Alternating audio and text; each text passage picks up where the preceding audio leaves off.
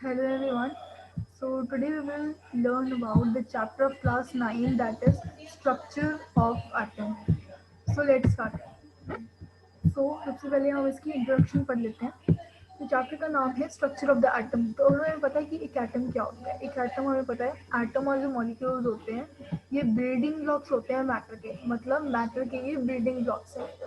तो जो मैटर है इसके अंदर जितनी भी उसकी फॉर्म्स होती हैं ये अलग अलग एटम्स में कॉन्स्टिट्यूएट करती हैं. ठीक है. और अगर हम बात करें, हमने पिछले चैप्टर्स के अंदर डाल्टन्स थ्योरी के बारे में पढ़ा था. हमने डाल्टन्स एटॉमिक थ्योरी के बारे में पढ़ा हुआ है पिछले चैप्टर्स के अंदर. तो जो डाल्टन था ही वॉज अ साइंटिस्ट. तो डाल्टन्स एटॉमिक थ्योरी बनाई थी. डाल्टन्स एटॉमिक थ्योरी बनाई थी. तो इसके अंदर उसने कुछ पॉस्टुलेट्स दिए थे. तो इसके अंदर उसने क्या दिए थे, इसके अंदर उसने कुछ पॉस्टुलेट्स दिए थे. Gave some postulates. ठीक है. उसने कुछ पॉस्टुलेट्स दिए थे. तो उसके उसमें उसने बताया था कि जो एटम है वो सबसे स्मॉलेस्ट पार्टिकल है मैटर का और ये इनडिविजिबल है. यानी ये डिवाइड नहीं हो सकता, आगे फर्दर डिवाइड नहीं हो सकता. तो हाउएवर जो डेल्टन है इसने हमारे कुछ क्वेश्चंस को और हमारे कुछ कॉन्सेप्ट्स को एक्सप्लेन नहीं किया. अब हम देखते हैं. सो तो जो डेल्टन है इन्होंने कुछ कुछ चीज़ों को कुछ कुछ फैक्ट्स को एक्सप्लेन नहीं किया. तो जैसे एक क्वेश्चन हमारे मन में जब भी हम डेल्टन एटॉमिक थ्योरी पढ़ते हैं तो अराइज करता है कि वाई डू एटम्स और different elements differ from each other in the masses and properties. यानी जो एलिमेंट्स हैं, अलग अलग एलिमेंट्स हैं, उनके अंदर जो एटम्स होते हैं ये डिफर क्यों करते हैं. यानी इनके जो मासेस होते हैं, जो इनके मास होते हैं ये डिफर क्यों करते हैं, एटॉमिक मास इनका डिफर क्यों करता है, या इनके अलग अलग प्रॉपर्टीज की होती है. तो ये क्वेश्चन जो है इसका आंसर डेल्टा ने नहीं दिया. अब हमारा सेकंड क्वेश्चन होता है कि आर एटम्स रियली इनडिविजिबल. क्या एटम्स असली में इनडिविजिबल है या ये आगे आगे डिवाइड हो सकते हैं. अब ना इसके बारे में हम अपने इस चैप्टर में पढ़ेंगे. यानी in this chapter we will learn about the subatomic particles. तो सब एटॉमिक पार्टिकल्स यानी एटम्स में जैसे हम बात करते हैं कि this is a kind of an atom. ये एटम होता है और ये हमारा होता है न्यूक्लियस. हाँ. तो हमारे जैसे डेल्टन ने कहा कि भाई एक एटम होता है ये इनडिविजिबल होता है, इसके अंदर कुछ नहीं होता. लेकिन अब हम पढ़ेंगे कि हाँ अब एक कुछ साइंटिस्ट है इन्होंने हमें कहा नहीं जी, जो एटम्स हैं ये भी आगे डिवाइड हो सकते हैं. यानी इनको भी आगे हम सब एटॉमिक पार्टिकल्स में डिवाइड कर सकते हैं, जिससे हम आगे पढ़ेंगे इलेक्ट्रॉन्स, न्यूट्रॉन्स या प्रोटॉन्स, है ना. तो अभी हम इसको पढ़ेंगे अपने इस चैप्टर में. तो चलिए स्टार्ट करते हैं. सबसे पहले हम एक एक्टिविटी करेंगे. तो इस एक्टिविटी में हमने क्या देखना है, चलिए अब मैं आपको ये एक्टिविटी शो करती हूँ. ठीक है. सबसे पहले मैं आपको यही बता देती हूँ कि ये एक्टिविटी में हुआ क्या. ठीक है. तो एक्टिविटी क्या चीज़ है हमारी. इस एक्टिविटी में हमें पता लगता है कि जो हम क्या करते हैं, हमने पहले छोटे छोटे एक्टिविटीज़ की हैं बहुत सारी. कभी कभार हम क्या करते थे, हम क्या लेते थे, हम एक कॉम्ब लेते थे और क्या करते थे उससे हम और जो बाल हैं हम अपने बालों को क्या करते थे, बालों को स्केल से रब करते थे. या फिर हाँ ऐसे ऐसे बहुत सारी एक्टिविटीज़ करते हैं. जैसे मैं आपको एक एक्टिविटी भी समझाने वाली हूँ. ठीक है. लेट्स. तो अभी हम एक एक्टिविटी को देखेंगे या मैं अभी आपको समझाती हूँ एक एक्टिविटी. चलिए हम क्या करते हैं, हम एक स्केल लेते हैं. हमें पता है हम एक हमेशा स्केल लेते हैं और फिर क्या करते हैं हम पीसेस, एक पेपर के पीस को छोटी छोटी टुकड़ों के अंदर कट करते हैं, स्मॉल स्मॉल पीसेस के अंदर कट कर देते हैं. फिर हम क्या करते हैं इसको ना अपने हेड से, अपने बालों से रब करते हैं. ठीक है. तो जैसे ही हम स्केल को बालों से रब करते हैं, या आप कॉम्ब ले लो. ठीक है. कॉम्ब में तो वैसे ही होता है. तो जैसे ही स्केल को बालों से रब करते हैं और उसको पेपर्स के पेपर्स के पास लेके जाते हैं, तो क्या होता है, जो पेपर पीसेस होते हैं they get attracted. So they are attracted towards this scale और this comb. ठीक है. अब ये क्यों हुआ, अब इसके पीछे हमारा जो आंसर है वो है चार्जेस. चार्जेस क्या चीज़ है, मतलब हमें कुछ समझने में नहीं आया अभी तक. तो ये भी अभी समझ लेते हैं, बहुत इंटरेस्टिंग एक्टिविटी है ये. तो देखते हैं कि क्या हुआ. अब देखिए चार्जेस. सबसे पहले हम एक दोबारा एक्टिविटी को देखते हैं हुआ क्या क्या किया हमने एक्टिविटी के अंदर. तो हमने क्या किया, कॉम्ब रब की विद ड्राई हेयर. और जो हेयर है ना, मतलब जो ड्राई हेयर से हमने कॉम्ब को रब किया या आप स्केल को रब करते हैं तो क्या करते हैं, पेपर पीसेस को अट्रैक्ट कर रहे हैं। तो इसका प्रोसीजर यानी इसका हम स्टेप बाय स्टेप देखते हैं इसको। सो इसका प्रोसीजर देखते हैं। पहला स्टेप है कि हमको क्या करना है, कॉम को अपने ड्राई हेयर से रब करना है। और फिर हमको क्या करना है, अब जैसे ही हम चीज़ों को रब करते हैं, अब हमने 8th क्लास में पढ़ा है कि सम चार्जेस आर देयर और सम फोर्सेस आर देयर, है ना। कुछ चार्जेस होते हैं, कुछ फोर्सेस होते हैं। तो क्या होता है, इलेक्ट्रोस्टैटिक फोर्स होता है, ठीक है। इलेक्ट्रोस्टैटिक फोर्स होता है जो रबिंग से या चार्जेस जैसे होते हैं, तो ये जो इलेक्ट्रोस्टैटिक फोर्स होता है ये प्रेजेंट हो जाता है, ये एकदम से मतलब क्या कहते हैं, प्रेजेंट हो जाता है उस सब्सटेंस के ऊपर। तो जो इलेक्ट्रोस्टैटिक फोर्स है, अब ये प्रेजेंट हुआ तो क्या बना, इलेक्ट्रॉन्स। यानी जैसे हमने किसी चीज को रब किया, किसी चीज भी चीज से, आप कभी भी किसी चीज को किसी रब करेंगे तो चार्जेस यानी इलेक्ट्रॉन्स उस चीज से फ्लो करना शुरू हो जाएंगे, चार्जेस फ्लो करना शुरू हो जाएंगे। तो हेयर टू कॉम, हेयर से कॉम तक कुछ चार्जेस मूव किए। अच्छा, अब हमें पता लगा कि जो कॉम है ना उसके ऊपर नेगेटिव चार्ज है। तो अगर कॉम के ऊपर नेगेटिव चार्ज है तो पेपर के ऊपर मतलब पॉजिटिव चार्ज है ना। इसीलिए तो उसने अट्रैक्ट किया, क्योंकि हमें पता है कि व्हाट डू वी नो, हमें पता है कि जो अपोजिट चार्जेस होते हैं वो attract each other and the opposite charges attract each other and the same charges वो क्या करते हैं, रिपेल करते हैं, है ना। तो हमें इससे हमें पता लग गया कि कॉम अगर कॉम हमारी नेगेटिव है, ठीक है, रबिंग से इलेक्ट्रॉन प्रोड्यूस होंगे एंड इलेक्ट्रॉन आर नेगेटिव की चार्ज। तो हेयर तो हमारी जो कॉम है उस पर तो आ गया नेगेटिव चार्ज, ठीक है। तो पेपर पीसेस पे क्या होगा, it is positively charge. Activity 2 करते हैं, चलिए। अब ऐसे ही हम क्या करेंगे, ग्लास रॉड को लेंगे, अभी हमने एक्टिविटी 8 में की हुई है। So glass rod rubbed with a silk cloth attracts an inflated balloon. यानी अगर आप ग्लास रॉड के साथ एक सिल्क क्लॉथ को रब करते हैं तो वो इन्फ्लेटेड बलून को सेम प्रोसीजर है। क्या करेंगे, सबसे पहले तो रब कर देंगे सिल्क क्लॉथ को ग्लास रॉड के साथ। अब जैसे ही रब करेंगे तो क्या हो जाएगा, electrons will move from the glass rod to the silk cloth. अब हमें पता है कि जो ग्लास रॉड है ना इट इज पॉजिटिवली चार्ज, ठीक है। अगर बात करें तो जो ग्लास रॉड है ना ये पॉजिटिवली चार्ज है, they are having plus v, it is plus v, यानी इनके पास पॉजिटिव इलेक्ट्रॉन्स है, ठीक है। तो अगर if it is positively charge तो जो हमारा सिल्क क्लॉथ होगा इसका मतलब वो क्या है, दैट इज नेगेटिवली चार्ज, ठीक है। क्योंकि हमें पता है अगर ग्लास रॉड इज पॉजिटिव, अगर glass rod is plus v, तो ऑब्वियसली जो सिल्क क्लॉथ होगा that will be minus v, है ना, यही होगा। तो अगर जो ग्लास रॉड है वो प्लस वी है तो जो सिल्क क्लॉथ होगा वो माइनस वी होगा, हाँ। तो इसीलिए क्या होगा, जो अट्रैक्शन होगी, बार बार बता रही हूँ मैं आपको कि जो ऑपोजिट चार्जेस होते हैं, ऑपोजिट चार्जेस होते हैं वो क्या करेंगे, attract, opposite charges will attract each other and if the charges are same, अगर चार्जेस सेम है तो क्या शो होगी, रिपल्शन शो होगी, ठीक है। यही था हमने पढ़ा है। अब हम आ जाते हैं कंक्लूजन पे। सबसे पहले कंक्लूड करते हैं, छोटी सी स्टेटमेंट के अंदर कंक्लूड करते हैं कि क्या हुआ। सो हमने एक्टिविटीज परफॉर्म की, तो यहाँ से हम कंक्लूड कर देते हैं, अगर हमने जो जो एक्टिविटीज पढ़ी हैं, जो जो एक्टिविटीज हमने पढ़ी उनसे हमने कंक्लूड किया कि दो चीज़ों को रब करेंगे, ठीक है। अगर हम दो चीज़ों को रब कर देते हैं, मैं आपके लिए हाईलाइट कर रही हूँ इस क्वेश्चन को, ठीक है। अगर हम दो चीज़ों को रब कर रहे हैं तो वो क्या बन जाएंगे, yes. So they will, you have to answer me in the comment box also. अगर दो चीज़ों को हम रब करते हैं तो क्या होता है, yes, they will be electrically charge, electrical charge उनके ऊपर आ जाता है। अब ये चार्ज जाता कहाँ है, अब ये चार्ज जाता कहाँ है, आंसर ऑब्वियस है, जो एटम है वो डिविजिबल है, प्रोटॉन इलेक्ट्रॉन न्यूट्रॉन के अंदर वो डिवाइड हो सकता है। तो इसीलिए ये चार्जेस इनके सब पार्टिकल्स के पास होते हैं। अब बात करते हैं, देखिए हमें पता है कुछ कुछ साइंटिस्ट होते हैं जिन्होंने एटम या केमिस्ट्री की फील्ड में हम कहें तो बहुत बड़ा कंट्रीब्यूशन दिया है।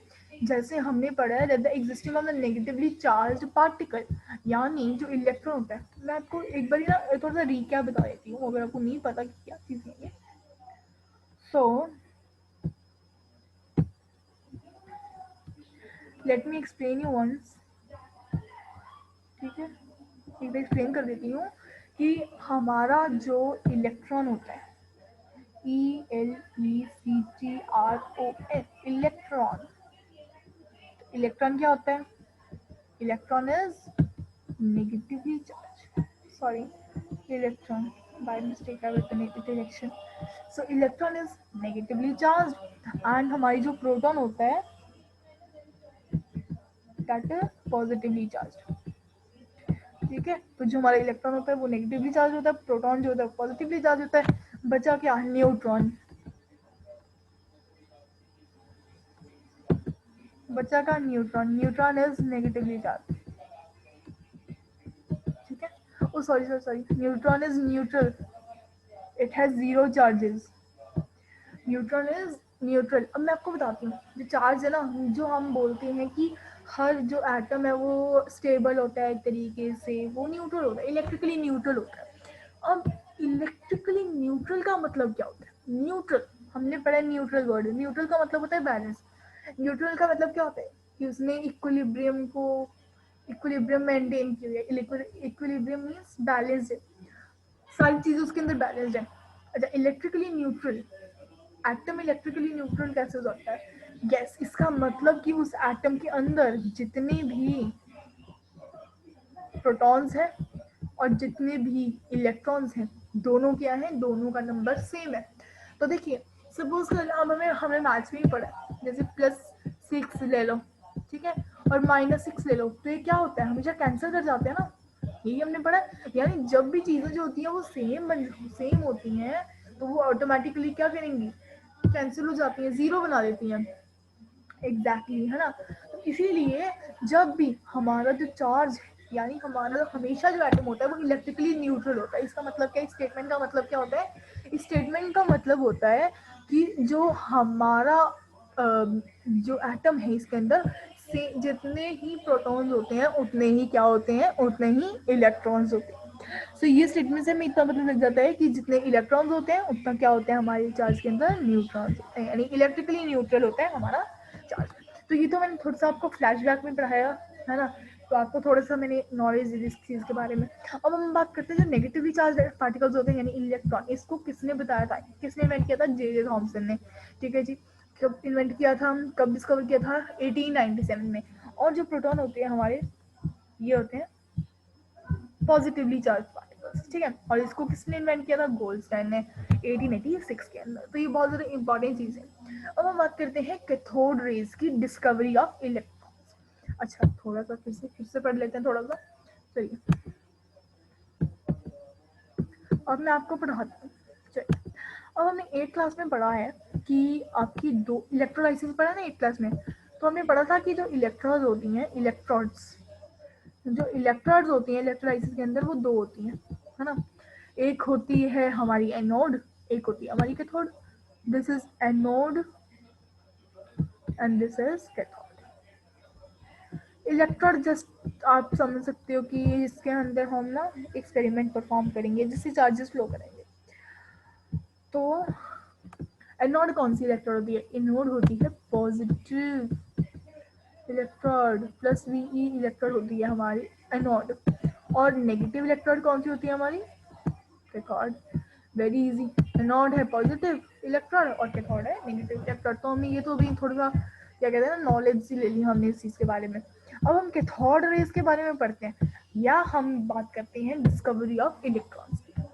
अब देखिए, जो विलियम क्रूक हैं, ये एक ब्रिटिश साइंटिस्ट हैं जिन्होंने कहा कि जो गैसेस है ना, एक पुअर कंडक्टर है इलेक्ट्रिसिटी के। लेकिन हालांकि अगर हम गैसेस को एक हाई वोल्टेज यानी 10,000 वोल्ट्स पर के चार्ज पर प्रोवाइड करें और उनका जो चार्जेस हैं उसको हम एक इंडक्शन कॉइल से पास करें, तो क्या होगा? जो गैसेस हैं, या देखो हमें दो चीज़ें करनी है। एक तो गैस को हाई वोल्टेज प्रोवाइड करनी है, एक गैस को लो प्रेशर पे रखना है। तो अगर हम ये दोनों स्टेटमेंट्स को कर लेते हैं ना, तो हमारी जो गैसेस हैं ये गुड कंडक्टर बन जाती हैं। कैसे गुड कंडक्टर बनेंगी? क्या करना है? 2 स्टेप्स करने हैं। पहला स्टेप क्या है? हमें क्या करना है? हाई वोल्टेज, हाई भी प्रोवाइड करना है। ठीक है जी, हाई वोल्टेज प्रोवाइड करना। चलो, हाई वोल्टेज तो प्रोवाइड कर दी। नेक्स्ट स्टेप क्या है? Low pressure. लो प्रेशर, अच्छा मैंने आपको यहाँ पे अमाउंट भी दी हुई है। हाई वोल्टेज कितनी तक की? 10,000 वॉल्ट्स विल वर्क, ओके। और लो प्रेशर कितना 0.0 mm of mercury. Okay, mm means आपको बताइए mm unit of capacity of liquid है ना, हमारा जो मर्करी होता है लिक्विड मेटल है। तो ऐसे क्या, अगर हम ये दो चीज़ों को फॉलो करेंगे, यानी अगर हम हाई वोल्टेज प्रोवाइड कर दें और लो प्रेशर प्रोवाइड कर दें, तो जो हमारी गैसेज है वो गुड कंडक्टर बन जाएगी इलेक्ट्रिसिटी की, और इलेक्ट्रिसिटी इनसे फ्लो करेगी in the form of rays. अब इन रेज को हम क्या कहते हैं, इन रेज को हम बोलते हैं कैथोड रेज। कैथोड रेज क्यों बोलती हैं, क्योंकि ये जो रेज होती है ये नेगेटिव प्लेट्स होती है। अब जैसे मैंने आपको फिर से पिछली स्लाइड में आपको दिखाती हूँ, ये देखिए मैंने आपको बताया था ना, जो कैथोड होते हैं ये नेगेटिव होते हैं। आगे चलते हैं, तो जो कैथोड है हमने यहाँ पे भी देखा, जो कैथोड है वो नेगेटिव प्लेट्स होती है, यानी ये नेगेटिव, ये जो रेज होंगी वो नेगेटिव प्लेट्स के ऊपर करेंगी, ओरिजिनेट करेंगी। दैट इज जो कैथोड है, ये हमारी कैथोड, जो हमारी जो कैथोड रेज होंगी वो कैसे ट्रेवल करेंगी, कैथोड टू एनोड, यानी कैथोड टू से एनोड। अब ना अभी आप कहेंगे कि डिस्चार्ज ट्यूब क्या होता है, मतलब ये हम क्यों पढ़ें, चैप्टर में तो ऐसा कुछ है नहीं, ठीक है, हम पढ़ेंगे इसको, क्यों पढ़ेंगे मैं आपको वो भी बता देती हूँ। अभी हम आगे ना एक एक्सपेरिमेंट पढ़ेंगे, तो उस एक्सपेरिमेंट के अंदर हम देखेंगे डिस्चार्ज ट्यूब एक हम स्ट्रक्चर है, यानी उस डायग्राम को जब आप देखेंगे तो नोटिस करेंगे कि उसके अंदर डिस्चार्ज ट्यूब एक है। तो हमारे मन में तो एक क्वेश्चन स्ट्राइक करेगा कि वो क्या होती है, तो अब हम अभी उसको पढ़ लेते हैं, क्या डिस्चार्ज ट्यूब होती क्या है। तो डिस्चार्ज ट्यूब, एक डिस्चार्ज ट्यूब जो होती है वो क्या होती है, एक सिलेंड्रिकल ग्लास ट्यूब होती है जो 60 सेंटीमीटर लॉन्ग होती है, उसकी जो लेंथ है 60 सेंटीमीटर होती है, और इसके अंदर क्या होता है, जो इलेक्ट्रिक करंट होता है ये गैसेस की फॉर्म में पास करते हैं। क्योंकि क्या होता है, अब मैंने आपको पीछे बताया, हाई वोल्टेज प्रोवाइड करो और लो प्रेशर प्रोवाइड करो, तो ये जो डिस्चार्ज ट्यूब है ना, इसके अंदर इन्हीं चीज़ों को यूज़ किया जाता है, यानी लो प्रेशर प्रोवाइड करके क्या किया जाता है, जो गैसेस हैं या इलेक्ट्रिक करंट है उसको फ्लो किया जाता है। चलिए अब बात करते हैं कि डिस्चार्ज ट्यूब में होता क्या है। जो ग्लास ट्यूब है उसके पास उसकी जो दोनों एंड्स होती हैं वो सील्ड होती हैं। सपोज कर लीजिए आप ये डिस्चार्ज ट्यूब इस तरीके से, 1 मिनट, 1 मिनट, चलिए सपोज कर लीजिए आपकी जो डिस्चार्ज ट्यूब है ये ऐसी सिलेंड्रिकल सी है। तो अगर ये ऐसी सिलेंड्रिकल सी है तो इसके जो दोनों एंड होंगे, यानी ये वाला एंड और ये वाला एंड, दोनों ही सील्ड होंगे, बोथ विल बी। तो ये तो इसका पहला प्रॉपर्टी थी, इसकी पहली कैरेक्टरिस्टिक थी, है ना, पहला कंपोनेंट था। अब नेक्स्ट की बात करते हैं, तो इसके अंदर दो मेटल प्लेट्स होती हैं, या हम इलेक्ट्रोड बोल सकते हैं, जैसे हमने पीछे पढ़ा ना कि एनोड क्या होती है, एनोड होती है पॉजिटिवली चार्ज इलेक्ट्रोड, और कैथोड क्या होती है, negatively charge electrode. Side tube fitted with stopcock, एक स्टॉप कॉक होता है। स्टॉप कॉक क्या होता है, हमने देखा है बॉटल्स के अंदर समटाइम कॉर्क इज प्रोवाइड, है ना, कॉर्क इज प्रोवाइड, वैसे ही होता है स्टॉप कॉक, यानी पाथवे को स्टॉप करने के लिए, ठीक है, तो साइड में उसको प्रोवाइड किया जाता है। फिर एक वैक्यूम पंप होता है, तो जो हमने अभी बात किया ना, एक स्टॉप कॉक होता है, एक साइड ट्यूब होती है, इसको हम वैक्यूम पंप से कनेक्ट करते हैं। तो इससे क्या होगा कि जो एयर है वो रिमूव हो जाएगी, बिल्कुल रिमूव हो जाएगी, ताकि हम लो प्रेशर को डेवलप कर सकें। क्योंकि हमें हमें पता है कि अगर एयर होगी ना, किसी भी जहाँ पे भी एयर होगी वहाँ पे हाई प्रेशर होगा। तो अगर तो हम चाहते हैं कि लो प्रेशर हो, तो इसीलिए हमें एयर को तो रिमूव करनी पड़ेगी, तो इसीलिए हमने अपना ये जो प्रोसेस है, यानी जो साइड ट्यूब फिट कर दी स्टॉप कॉक के अंदर और उसको वैक्यूम पंप से कनेक्ट कर दिया। अब इससे क्या होगा, एयर रिमूव हो जाएगी और साथ में क्या होगा, लो प्रेशर क्रिएट हो जाएगा, डेवलप हो जाएगा, है ना। तो अब बात करते हैं कि हाई वोल्टेज आएगी कहाँ से, इसका सोर्स। तो हाई वोल्टेज का जो सोर्स है, इसे हम क्या करते हैं, ये दोनों इलेक्ट्रोड से कनेक्ट हो जाते हैं, तो ऐसे हमारा जो हाई वोल्टेज है बन जाती है। अब बात करते हैं कि दो common examples of discharge tubes, जैसे हम डिस्चार्ज ट्यूब्स की बात कर रहे हैं, है ना, तो CFL जो होते हैं, CFL हमें पता ही है ना, क्लोरोफ्लोरेसेंस लाइट्स, तो ये CFLs होती हैं। एक्सरे ट्यूब्स के अंदर भी हमारे डिस्चार्ज ट्यूब्स होते हैं, और पिक्चर ट्यूब, टीवी के अंदर जो पिक्चर ट्यूब्स होती है, फोटोग्राफ्स में भी बड़ा यूज होता है, एक मैं आपको एक्स्ट्रा वन बता रही हूँ, या इलेक्ट्रिक ट्यूब लाइट्स में भी ये बहुत यूज होते हैं। अब जे थॉमसन ने क्या एक्सपेरिमेंट किया, देखते हैं। जे थॉमसन जी ने क्या किया है, दो ले लिया हमारे कैथोड, ये है हमारा एनोड, दो इलेक्ट्रोड हैं यहाँ पे, ठीक है, और इन्होंने क्या किया है, जे थॉमसन ने दो इलेक्ट्रोड्स लिए, इनको कनेक्ट, मतलब जे थॉमसन ने इलेक्ट्रोड्स को किससे कनेक्ट कर दिया, connected the electrodes of the discharge tubes, यानी डिस्चार्ज ट्यूब्स के इलेक्ट्रोड्स को कनेक्ट कर दिया, और क्या किया, इससे हमें हाई वोल्टेज मिली, हाई वोल्टेज को डेवलप किया, ठीक है। अब यहाँ पे हमने यूज़ कर ली एक इंडक्शन कॉइल। इंडक्शन कॉइल यहाँ पे हमने यूज़ की हुई है इंडक्शन कॉइल, मैं आपको लोकेट करके जाती हूँ। ये हमारी इंडक्शन कॉइल है, ठीक है। तो इंडक्शन कॉइल या जो कोई और भी सोर्स है आपके पास तो वो भी चलेगा, हाँ, ऑफ हाई वोल्टेज और यूज इन दिस पर्पस। तो इस काम को करने के लिए, हाई वोल्टेज को डेवलप करने के लिए हमने क्या किया, इंडक्शन कॉइल को यूज़ किया।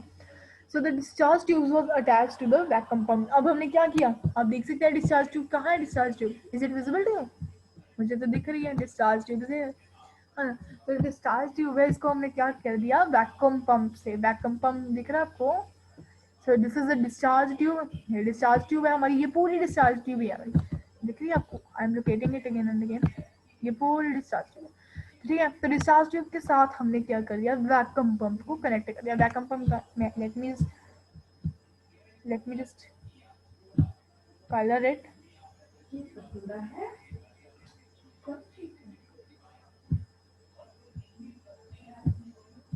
है। तो देखिए ये वैक्यूम पंप है हमारा, दिख रहा है ना आपको। तो वैक्यूम पंप को डिस्चार्ज ट्यूब से कनेक्ट कर दिया, दिस योर वैक्यूम पंप, लिखा हुआ वैक्यूम पंप को, चलिए चलिए। अब बात करते हैं जो डिस्चार्ज ट्यूब है वो तो फिट हो गई, thereafter the tube was fitted with the air and some other gas with high potential and no normal pressure.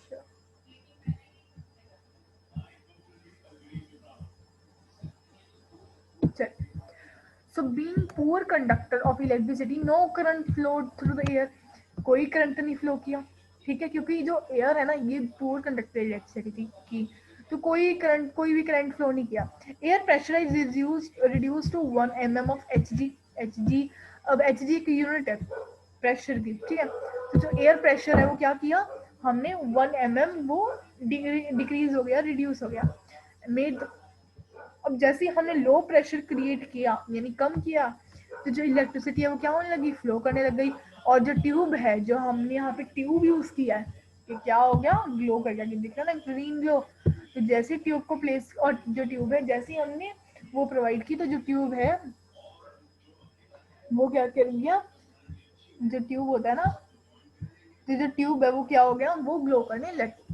Further reduction in the pressure made the opposite side of the wall to glow with faint greenish light called the fluorescence, which occurs due to the collision of the visible rays on the wall of the tube. These rays are called the cathode rays. In rays को क्या बोलते हैं, cathode rays। चलिए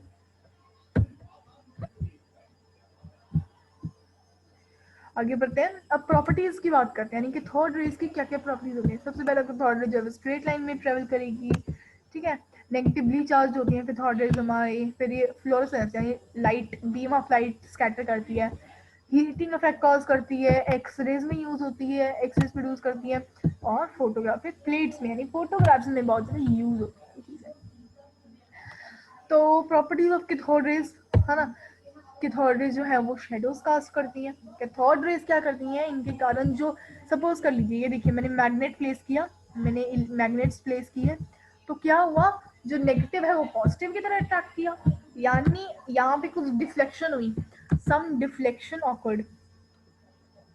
अब जैसे deflection occur हुई, इसका मतलब कि जो कैथोड रेज हैं ये मैग्नेटिक फील्ड के अंदर या इलेक्ट्रिक फील्ड के अंदर क्या करती हैं, डिफ्लेक्ट हो जाती है। कैथोड रेज जो होती हैं इनका ईएम यानी चार्ज बाय मास होता है, वो क्या होता है 1.759 into 10 raise to the power 11 C, यानी चार्ज पर केजी होता है। अब चार्ज पर केजी हमने कैसे इन्वेंट किया, मतलब वैसे चार्जेस की जो यूनिट होती है ऐसा यूनिट होती है that is coulomb, COULUM, coulomb, coulomb this है।